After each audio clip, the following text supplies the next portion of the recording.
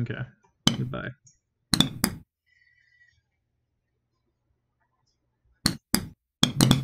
A new one.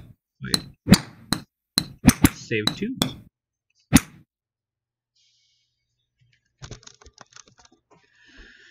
Ah, jeez.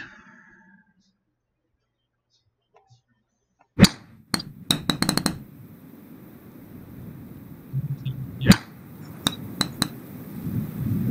Explanation of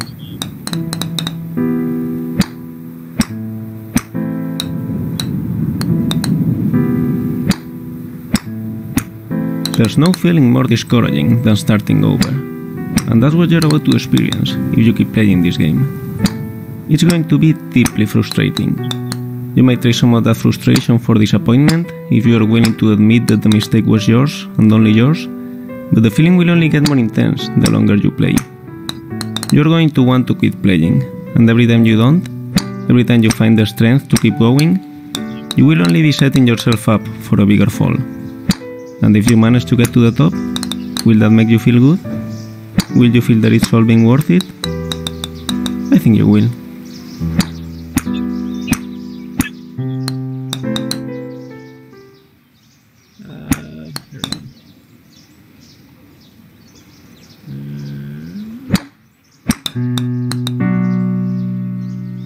Feel free to stop playing whenever you want. Your progress will be saved automatically. Your loss of progress too. Well, back to the beginning. Coolsies.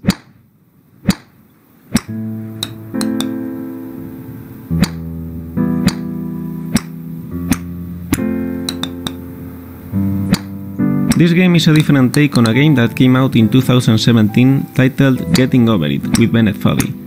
The author of that game, Bennett Foddy, was an Australian designer known at the time as the father of intentionally bad controls. Weird, unresponsive, and hard to understand, intentionally bad controls are bad in the sense that they are suboptimal for the task at hand, making a challenging and infuriating experience of what otherwise could well be a walk in the park. And yet, they often make for amusing games. In Getting Over It, your task is simply to climb up a mountain, but dragging yourself with a hammer while sitting inside a cauldron. No amount of forward progress is guaranteed. Some cliffs are too sheer or too slippery, and the player is in constant danger of falling and losing everything. I watched a video of Bennett Foddy playing his own game, and it was interesting to see how erratically he approached his own challenges. He knew it was possible to overcome them, and he knew the movements he needed to execute. So he will make an attempt, but he will fail, without a clear reason why. So he will try again, exactly the same movements he attempted the first time. And he will repeat this process until, eventually, it actually worked, giving the impression that the challenge was more about perseverance and luck than precision. Got it. We're doing okay. No.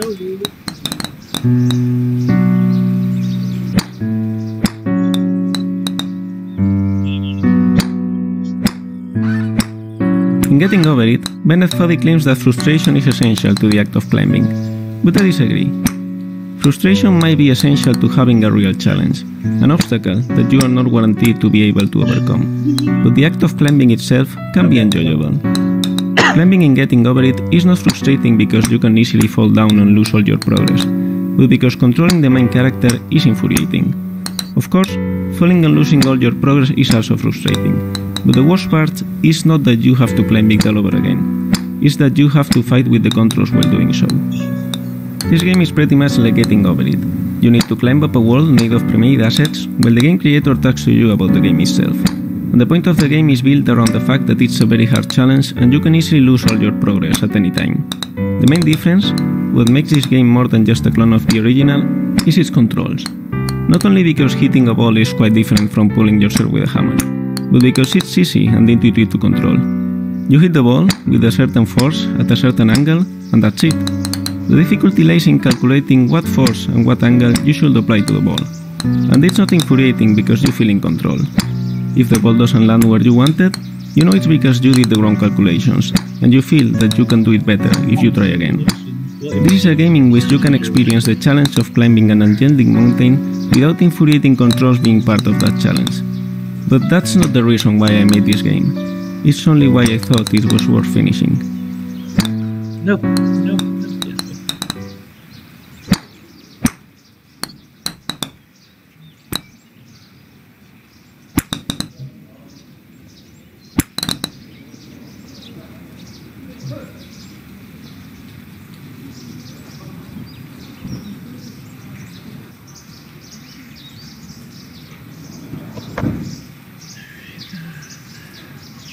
Here again.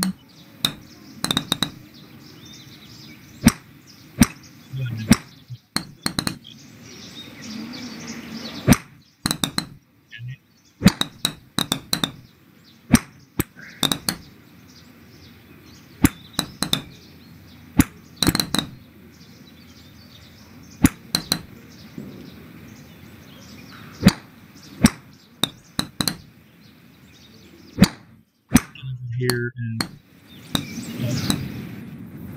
Ooh, that must have hurt. Don't worry though, it will happen again. And again. And again.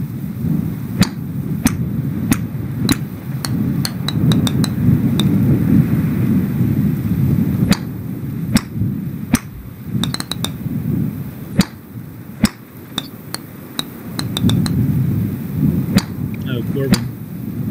I noticed the second day I had the gun, there were scratches on the buttons. But to make the picture better, I can take that Gear VR I had for my Samsung phone. The lenses can be fitted into the Vive with a 3D printed mount. And apparently it has better.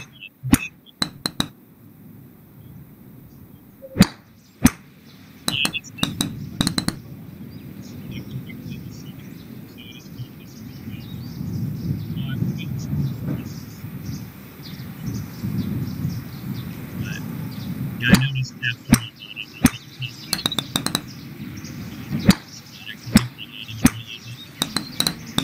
it's an easy fix. It's actually of the headsets, and I can just kind of harvest it.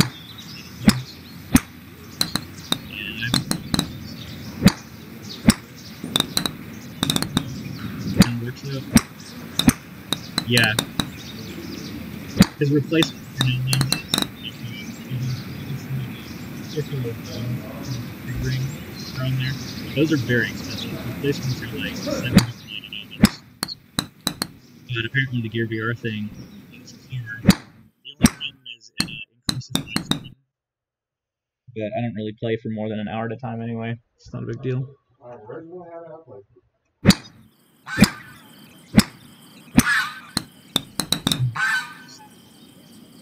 Yeah. Well, it's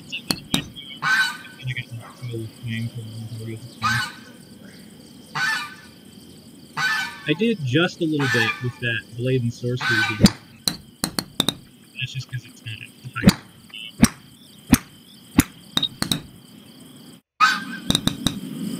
I've been playing a lot of budget cuts. The game is awesome. Why did I do that? Focusing on the destination will ruin the journey.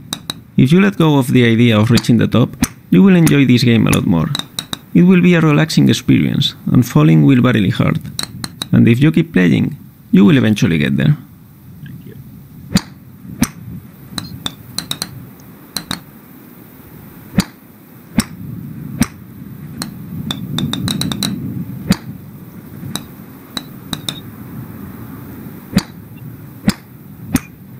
Yeah.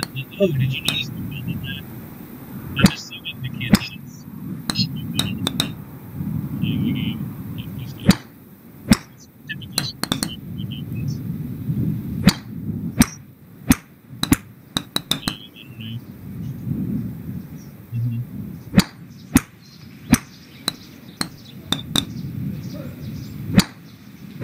Yeah, the kid didn't give the down.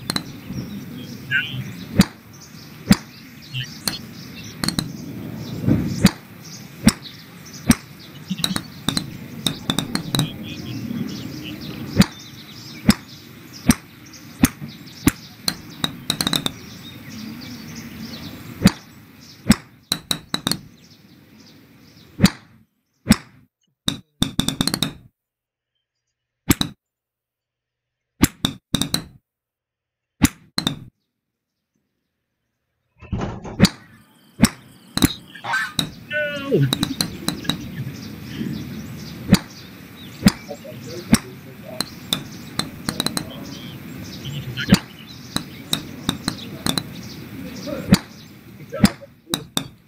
Yeah.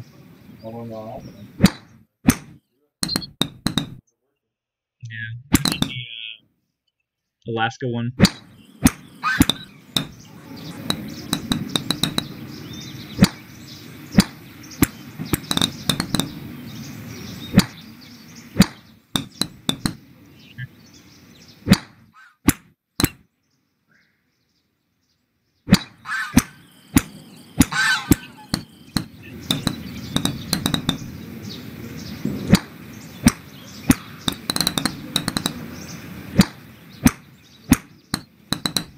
Okay, that's weird. Okay,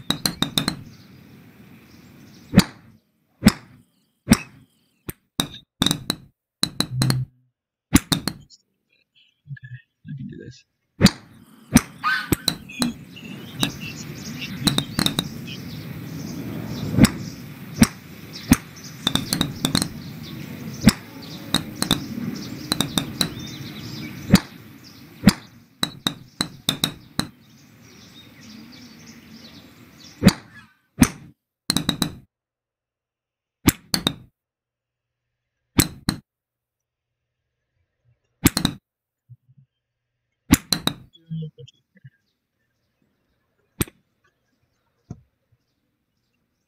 Alright, let's try this again.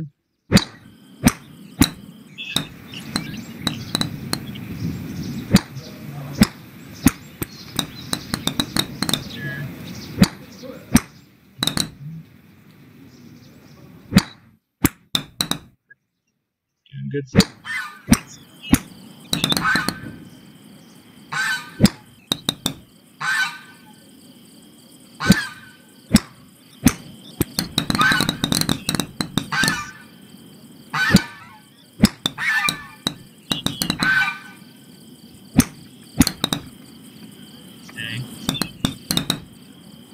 stay.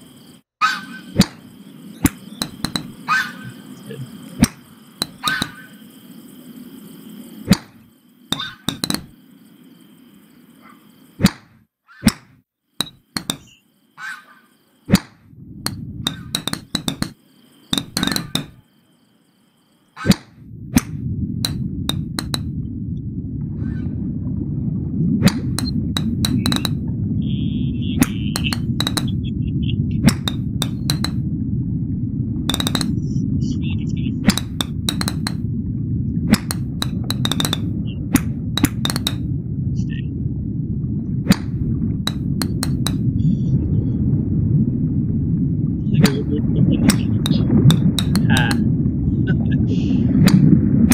No!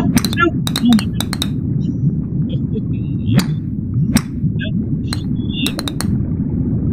Does anyone remember those things? Those old little toys that you built for?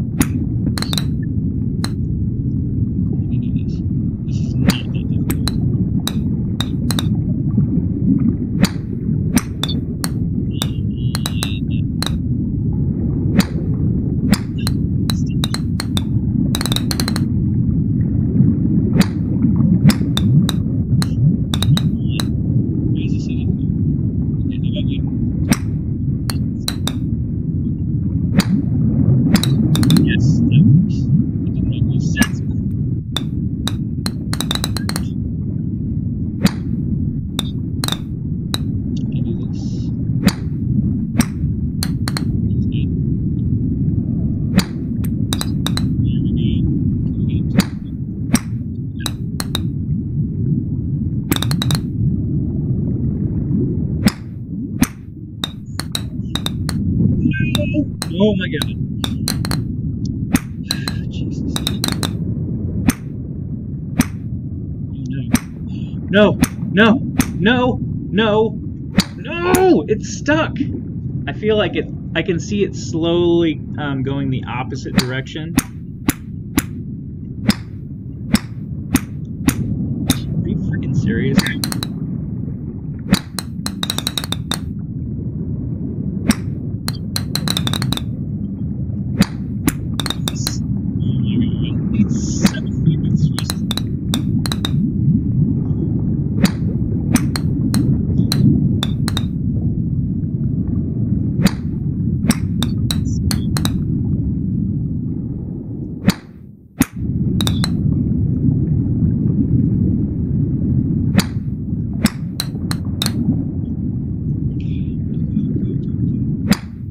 Oh.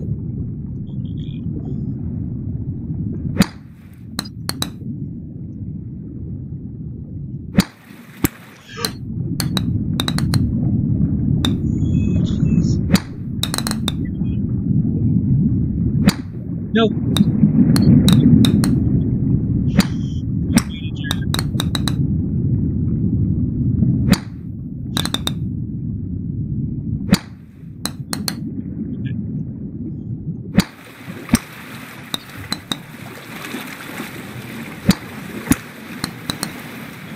No.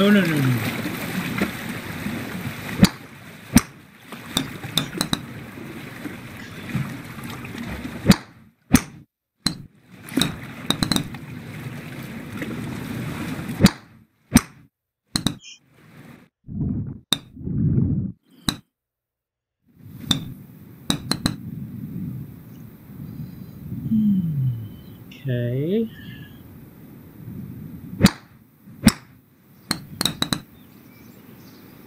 That made my head hurt. Like, I literally got a headache.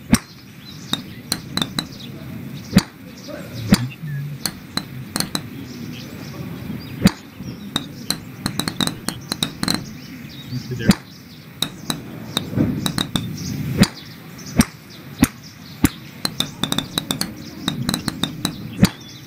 Not making you see.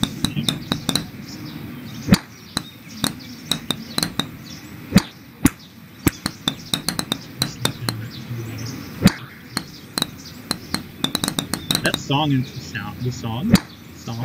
sound of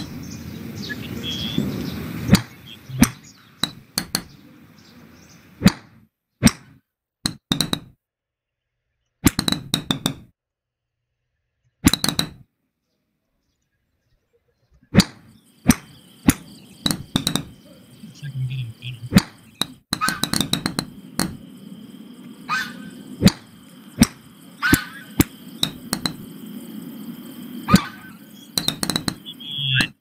Don't be a dick. Thanks. Only got 2 minutes left that I can play.